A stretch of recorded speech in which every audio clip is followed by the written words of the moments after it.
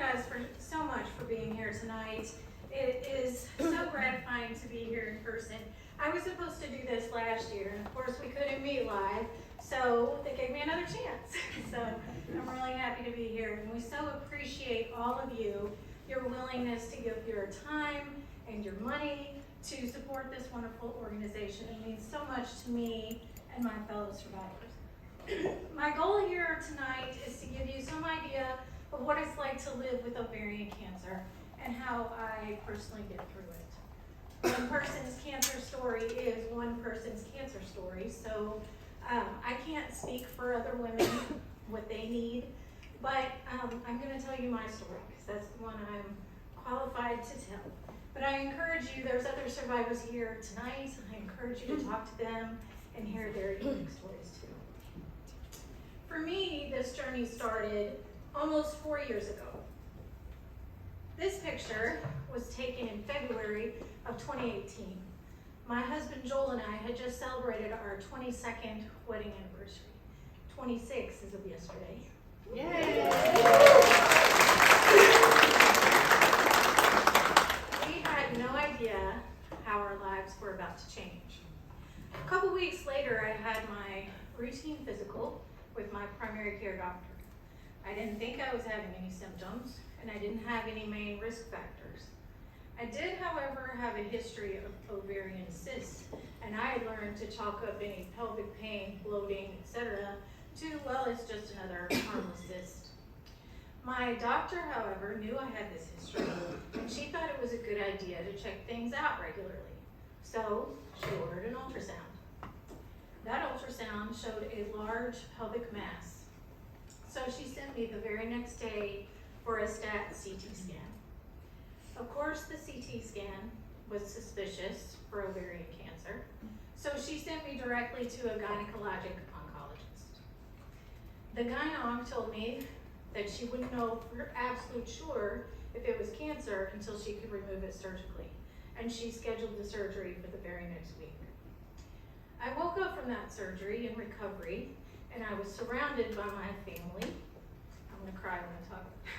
My parents, my husband, my kids, my brother, who was fresh off his own cancer battle with colon cancer. They were all standing around, and they were all teary-eyed. So I had a pretty good idea that it wasn't great news.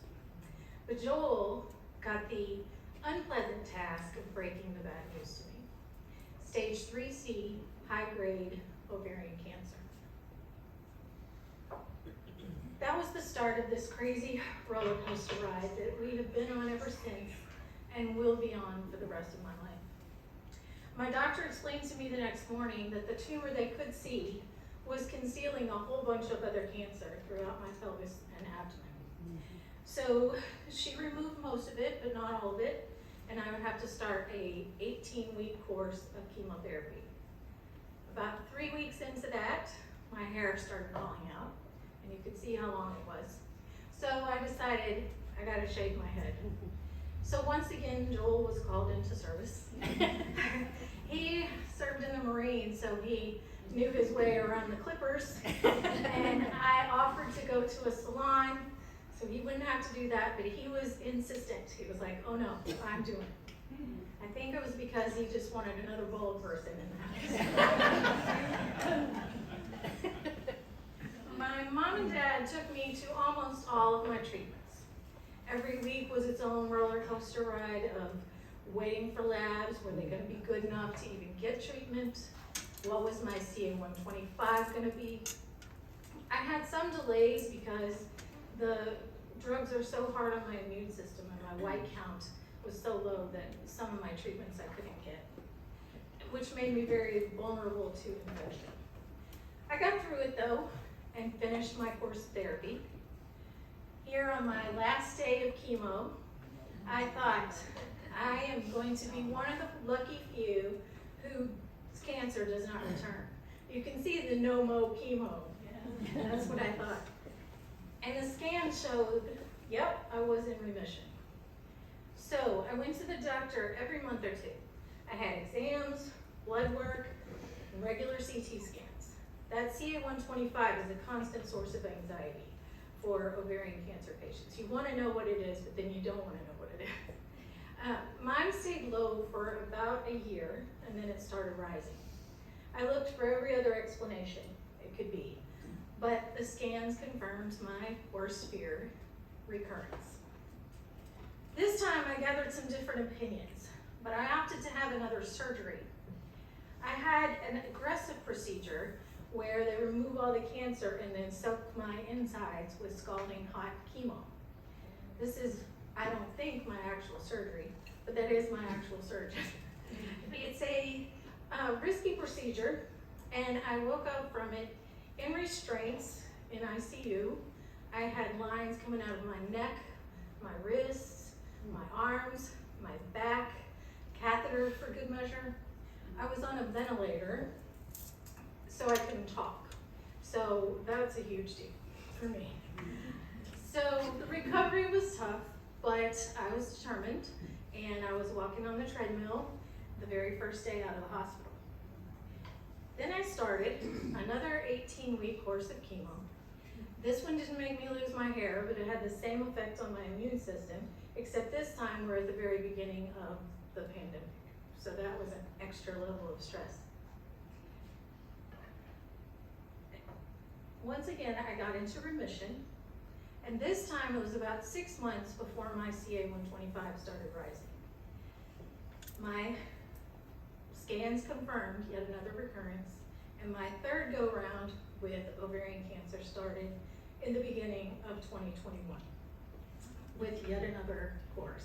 My parents kept driving me to treatments every week or two, still waiting on pins and needles for labs, still stressing over the CA-125, and after 6 rounds or so, the scan showed that the cancer had progressed despite a pretty intense regimen.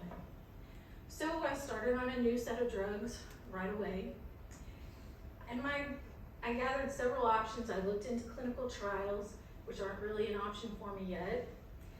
So I will be on chemo for the rest of my life, switching drugs at every progression as long as there are options to switch to. At some point I might qualify for those clinical trials. There are a lot of drugs in development, so my hope is in that research that we are supporting here tonight. You might think all this is a heavy weight to carry, and it is. The treatments are hard on my body, and the worry is hard on my psyche. It takes a lot of energy to keep up the fight, day in and day out, but I never lose sight of why I'm doing this. So you may think, well, that's obvious. I'm doing it to survive. But not just to survive, I'm doing it to live. What is the point of extra life if you're not making the most of every day? So I make my treatments work around my life, not the other way around. In the first few weeks after my treatment started the first time, before the hair even fell out, I went on a mountain vacation where I went hiking. So that's like 3 weeks into chemo. A couple months later, we went on fall break after the hair fell out, and I went ziplining. Yes. And I've never missed a year of our decades-long family beach vacation. I've been to every performance of band and choir, my sons, even the ones who were in England and Wales, and a little side trip to Paris. Mm-hmm. Those joyful moments help drive away the sadness and fear. Thanks to those 50 plus chemo treatments and counting, I've been here for a lot of those joyful moments. My daughter and son-in-law made me a grandmother for the first time. My precious grandchild is almost 3, and it's such a joy to be an active Grammy for him. I got a new sister when my brother married the love of his life, and a new nephew a couple years ago.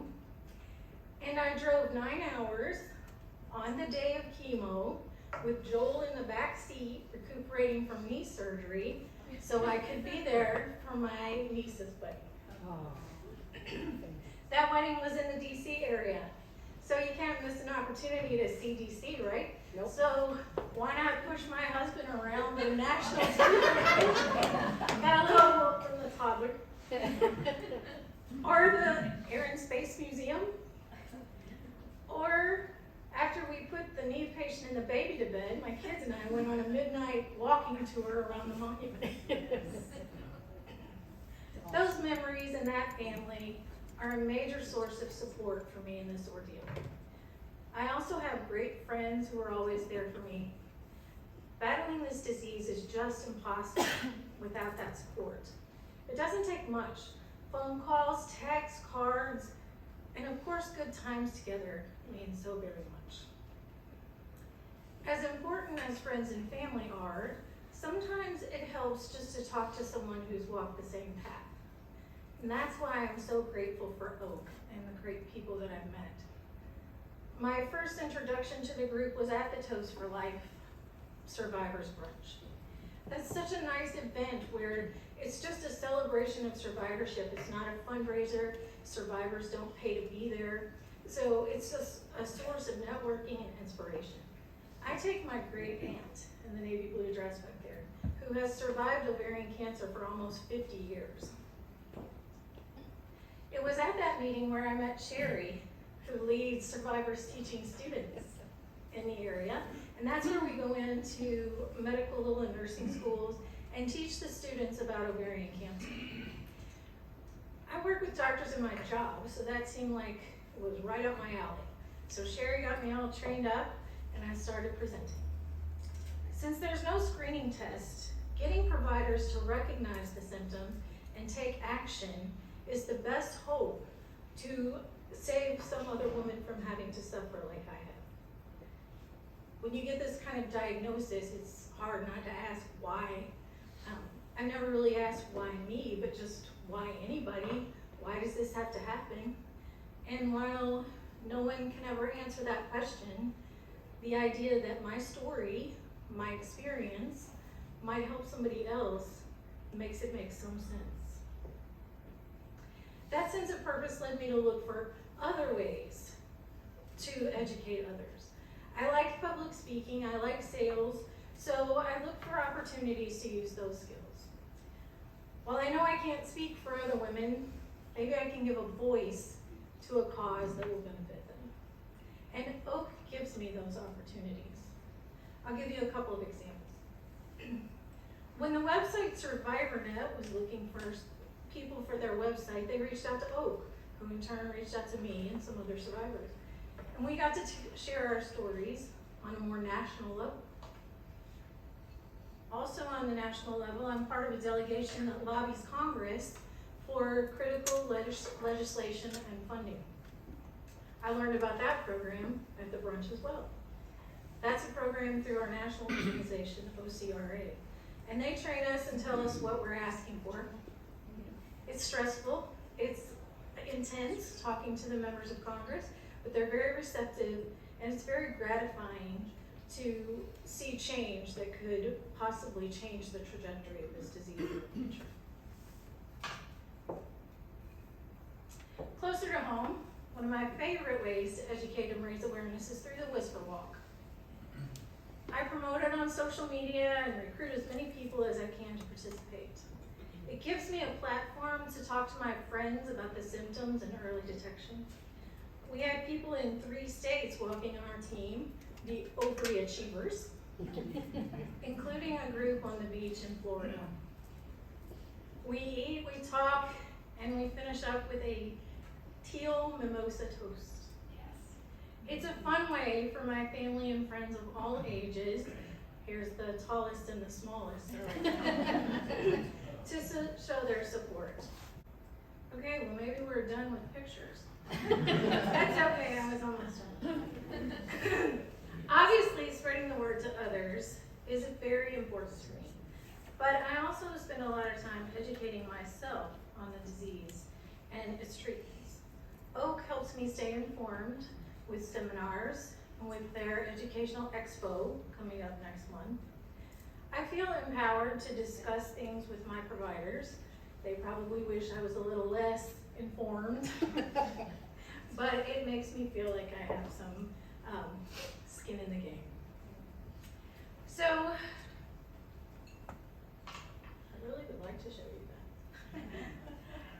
Where's James? Yeah, I see it on my screen, but you don't see it there. So, I've used that word fight a lot through this presentation, but it is because it's a battle, and it's mental as much as physical. So I do what I can to take care of my mental health too. I take advantage of all the programs that they offer here at Gilda's Club. I do meditation and yoga, and I feed my spirit with music and the performing arts. I love to go to arts performances, my favorite being the opera. But sometimes I just like to do nothing at all. I rest when I need to. So some days I'm just in my PJs binge watching Emily in Paris or Bridgerton. You gotta rest the brain sometimes too. A common feeling with cancer is a feeling of complete loss of control. I like to organize things and plan things.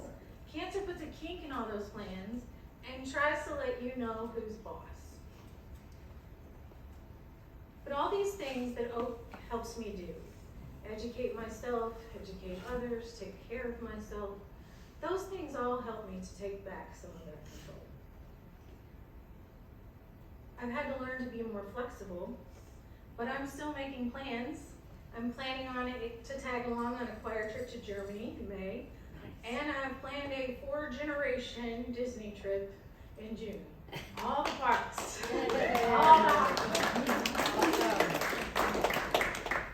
So I have figured out some ways to take back control, but I've also had to learn to balance that with letting go, with surrender.